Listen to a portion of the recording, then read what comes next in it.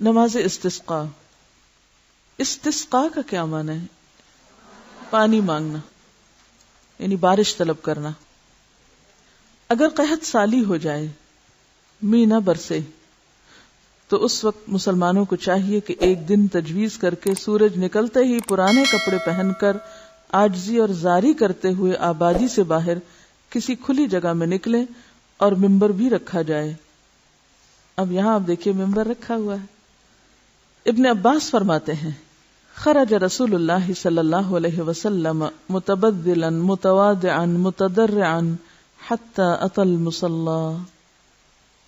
رسول اللہ صلی اللہ علیہ وسلم پرانے کپڑے پہنے خشوع اور آہستگی سے چلتے ہوئے عاجزی اور زاری کرتے ہوئے نکلے اور نماز استسقاء کی جگہ پہنچے. اب دیکھیں کہ عید کی نماز میں لباس اور طرح ہے. جمعہ کے لیے خاص طور پر یہ کہا گیا کہ وہ عام دنوں کے لباس سے فرق ہو تاکہ جمعے کے دن کو ایک امپورٹنس اور اہمیت دی جائے. اور بارش مانگنے کے لیے لباس مختلف ہے تاکہ زیادہ سے زیادہ عاجزی اور انکساری کا احساس باقی رہے. عربی کے الفاظ آپ دیکھیے کہ کتنے زبردست ہیں. متبذلا متواضعا متضرعا. حضرت عائشہ رضی اللہ عنہا سے روایت ہے کہ صحابہ کرام نے آپ سے قحط سالی کی شکایت کی تو آپ نے عیدگاہ میں ممبر رکھنے کا حکم دیا. آپ چاہتے تو عید کے دن بھی دے سکتے تھے نا، لیکن عید کے دن نہیں دیا آپ نے. جب سورج کا کنارہ ظاہر ہوا تو آپ نکلے اور ممبر پر بیٹھے اللہ کی بڑائی اور حمد بیان کی. پھر فرمایا تم نے اپنے علاقوں میں قحط سالی اور بروقت بارش نہ ہونے کی شکایت کی ہے، جبکہ اللہ تعالیٰ کی طرف سے تم کو حکم ہے کہ تم اس کو پکارو اور اس نے تمہاری دعا قبول کرنے کا وعدہ کیا ہے. پھر فرمایا الحمدللہ رب العالمین الرحمن الرحیم مالک یوم الدین لا الہ الا اللہ یفعل ما یرید اللہم انت اللہ لا الہ الا انت الغنی ونحن الفقراء انزل علینا الغیث واجعل ما انزلت لنا قوة وبلاغا الی حین. سب تعریف اللہ کے لیے ہے جو تمام جہانوں کا پروردگار ہے، بہت رحم کرنے والا، نہایت مہربان ہے، روز جزا کا مالک ہے، جو چاہتا ہے وہ کرتا ہے. اے اللہ تو سچا معبود ہے، تیرے سوا کوئی معبود حقیقی نہیں، تو سخی اور بے پرواہ ہے اور ہم تیرے محتاج اور فقیر بندے ہیں. ہم پر بارش برسا اور جو بارش تو نازل فرمائے اسے ہمارے لیے ایک مدت تک قوت اور مقاصد تک پہنچنے کا ذریعہ بنا. اس دعا میں بھی کتنی عاجزی ہے. اور آپ دیکھیے کہ سورۃ الفاتحہ پوری نہیں پڑھی گئی نا. یہاں اہدنا الصراط المستقیم نہیں کہا گیا. کیوں؟ کیونکہ یہ وقت اب صراط مستقیم مانگنے کا نہیں، یہ وقت کس چیز کا ہے؟ بارش مانگنے کا. لیکن ہم لوگ جب کوئی فوت ہو جاتا ہے تو اس وقت اس کے لیے بخشش کی دعا کرنے کی بجائے اپنے لیے صراط مستقیم مانگ رہے. تو ویسے ایک لحاظ سے تو اچھا ہی ہے کہ کسی کی موت پر اللہ ہمیں بھی ہدایت دے دے. تو کانسیپٹ ہی فرق ہے.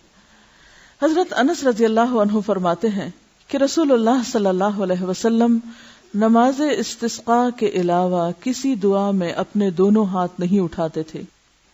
تو مراد اس سے مطلقاً ہاتھ اٹھانا نہیں بلکہ زیادہ اونچے ہاتھ اٹھانے. جتنے اونچے ہاتھ آپ نے اس نماز میں اٹھائے کسی اور نماز میں نہیں اٹھائے. آپ نے دونوں ہاتھ اٹھائے، دونوں ہاتھوں کو دراز کیا حتیٰ کہ بغلیں دکھائی دی، یعنی بہت لمبا بھی کیا اور اونچا بھی کیا اور الٹے تھے. ہاتھوں کو سر سے اونچا نہ لے جائیں، یعنی اٹھائیں تو صحیح مگر سر سے اوپر نہیں، کیونکہ اس سے پوزیشن بدل جاتی ہے. آپ صلی اللہ علیہ وسلم کے ہاتھوں کی پشت آسمان کی طرف تھی اور کھڑے ہو کر دعائیں کرتے رہے. پھر امام لوگوں کی طرف پیٹھ کر کے قبلہ رخ ہو جائے اور ہاتھ اٹھائے رکھے اور مندرجہ ذیل دعائیں عاجزی کے ساتھ رو رو کر پڑھے. تو اس سے کیا پتہ چلتا ہے کہ اس موقع پر رو کر دعا کرنی چاہیے.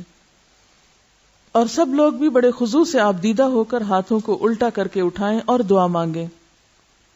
دعائیں یہ ہیں: اللہم اسقنا اللہم اسقنا اللہم اسقنا، اے اللہ ہمیں پانی پلا، اے اللہ ہمیں پانی پلا، اے اللہ ہمیں پانی پلا.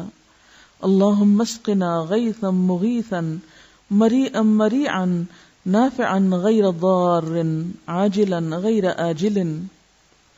اے ہمارے اللہ ہمیں پانی پلا، ہم پر ایسی بارش نازل فرما جو ہماری تشنگی بجھا دے، ہلکی پھواریں بن کر غلہ اگانے والی، نفع دینے والی ہو نہ کہ نقصان پہنچانے والی، جلد آنے والی نہ کہ دیر لگانے والی۔ ایک اور دعا، اللہم اسق عبادک و بہائمک وانشر رحمتک واحی بلدک المیت۔ اے اللہ اپنے بندوں اور جانوروں کو سیراب کر، اپنی رحمت کو پھیلا اور اپنے مردہ شہروں کو زندہ کر دے۔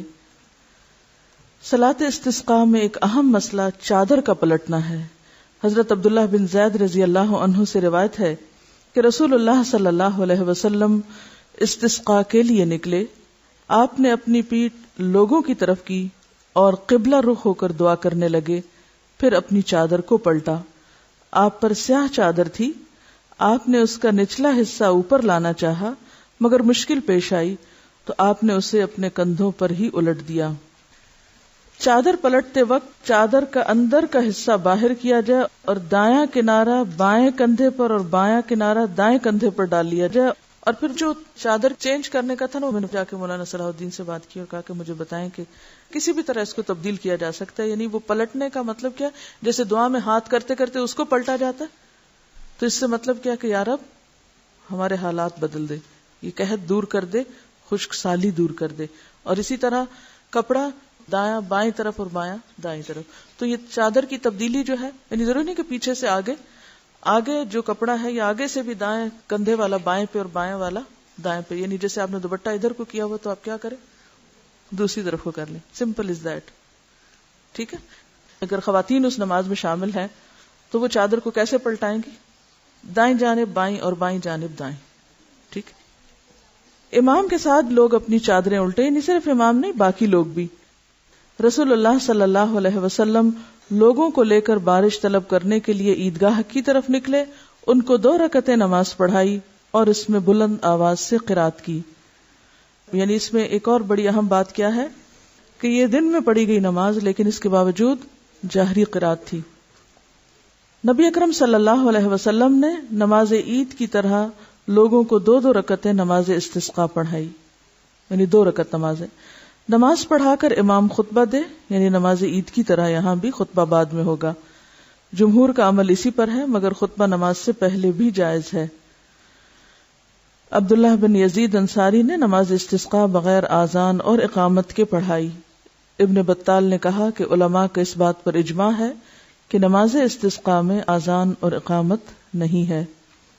وآخر دعوانا ان الحمد للہ رب العالمین، سبحانک اللہم وبحمدک، نشہد ان لا الہ الا انت، نستغفرک ونتوب الیک۔